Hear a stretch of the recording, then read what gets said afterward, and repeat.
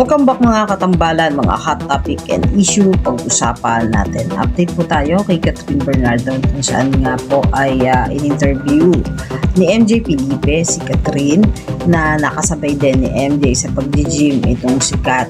Sa naging episode nga po ng interview nitong si MJ, makikita naman po yung dedication talaga nitong si Catherine sa pag-workout niya para ma-achieve nga yung magandang katawan na kung saan din ay sinamahan din si MJ at ni Kat ng coach at kaibigan nitong si Catherine na si Coach Mauro. Makikita naman yung mga exercise na ginagawa nga nitong si Kat para ma-achieve nga niya yung magandang pangangatawan.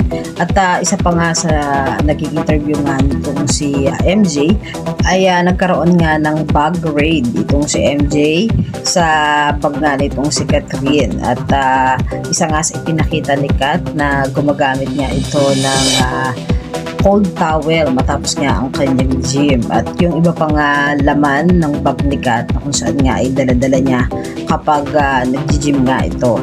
At bukod nga doon ay sinabayan din itong si MJ, itong si Catherine sa ginagawa nga niyang pag-gym. Katulong nga si Coach Mauro. At pansin naman kay Kat nung rumampa nga ito sa bench at doon sa Pilipinas Got Talent at talaga namang ibang-iba ang Catherine Bernardo lalo na sa kanyang pananamit. Makikita talaga na napakaganda ng pangangatawan nga nitong si Kat at talaga namang pinaghihirapan ni Kat ito dahil nga doon sa pag-workout niya.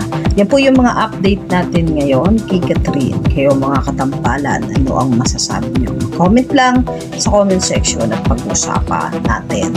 Yan ang mga hot topic and issue dito lamang sa Tambalang GK.